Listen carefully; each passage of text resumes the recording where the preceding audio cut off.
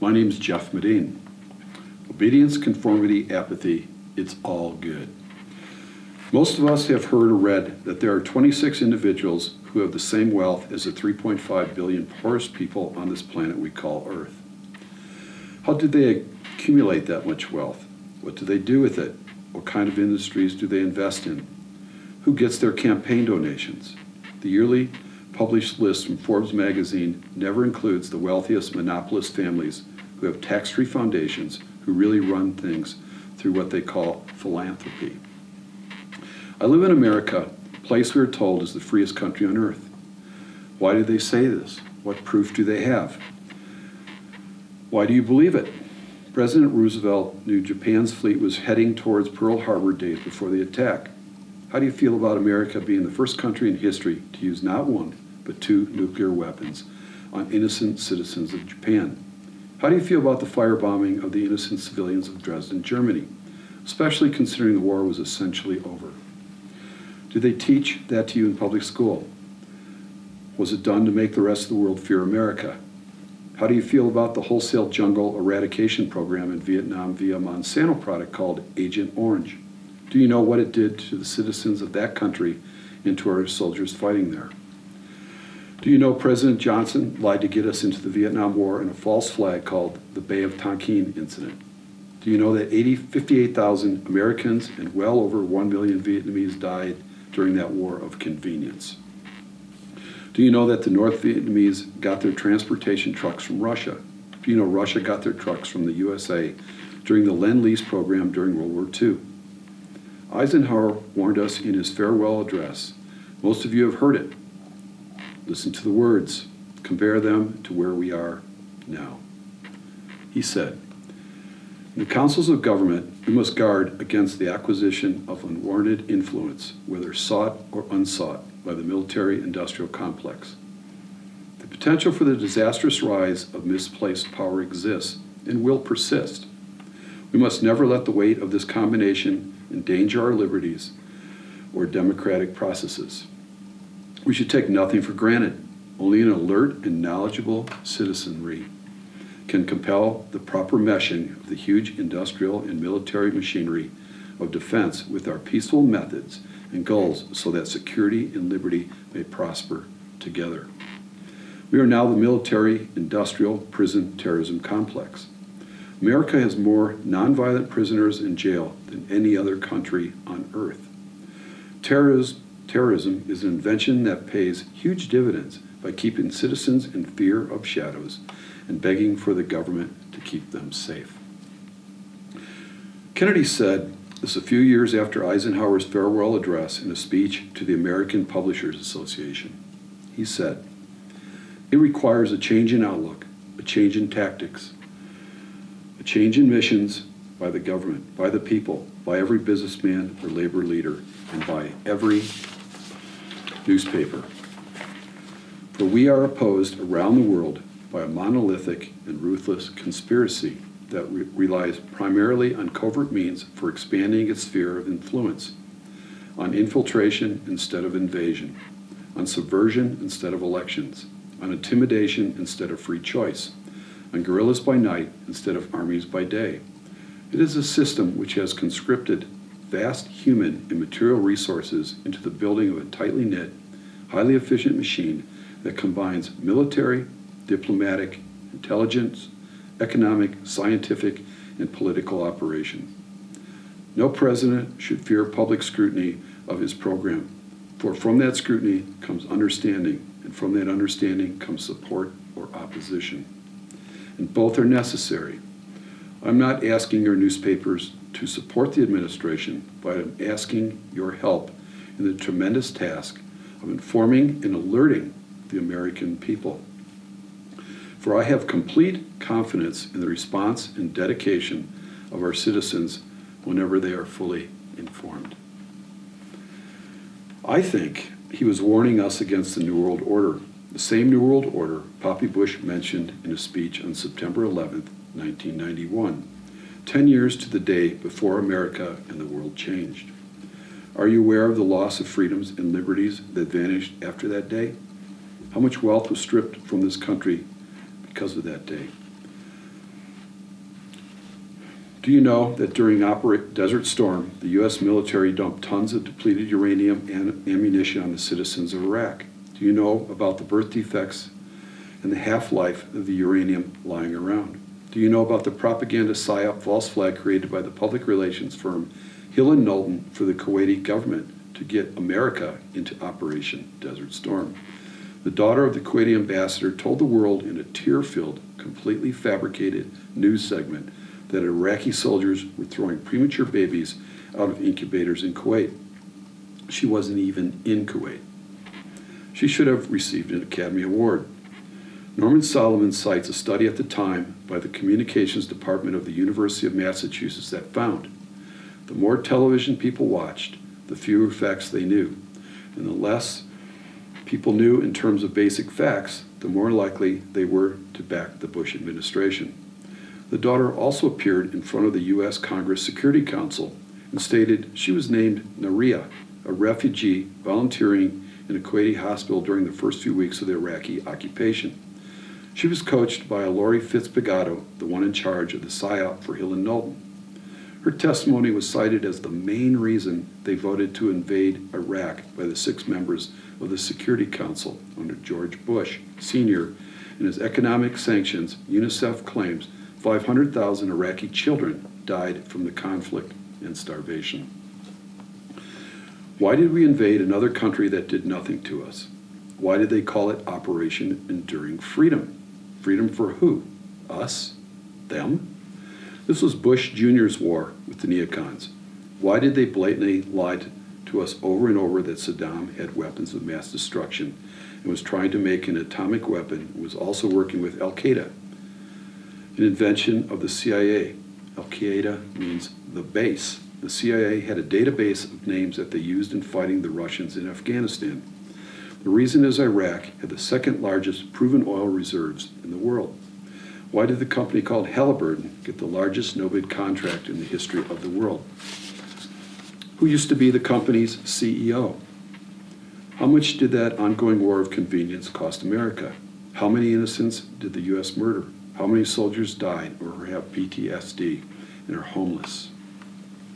Why do most Americans believe the official story about 9/11? Why weren't they told about Building 7? A 47-story office building that came down in its own footprint on the same day as the Twin Towers, but wasn't hit by a plane. Look it up and look at the videos. It was a controlled demolition. The official story says it came down because of office fires.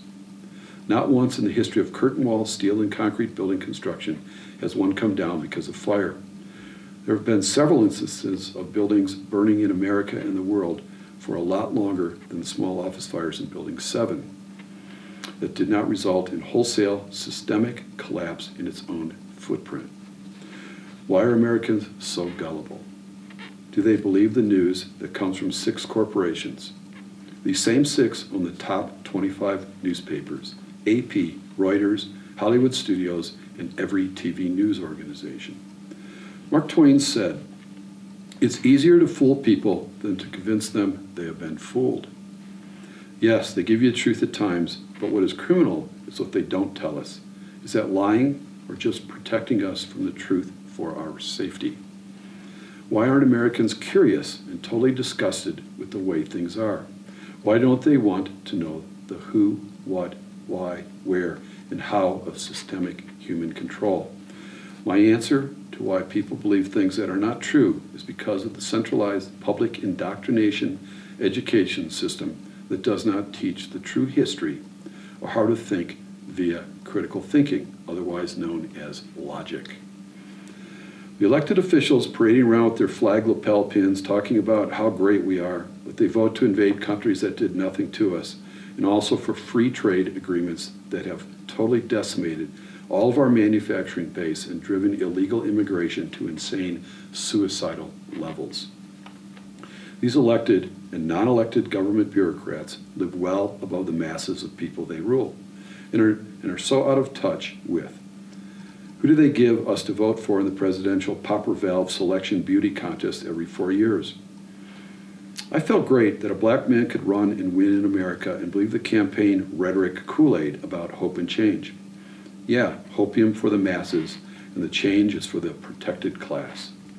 He got a Nobel Peace Prize for doing absolutely nothing related to peace. What do you think about that prize and its validity? Henry, the war criminal Kissinger, got one of those also. Obama has a legacy of breaking damn near every campaign promise. He, just like previous administrations, has been surrounded with members of the Council on Foreign Relations, Trilateral Commission, corporate CEOs, heads of the largest too-big-to-jail banks, and high-ranking Federal Reserve, not federal, no reserve, directors.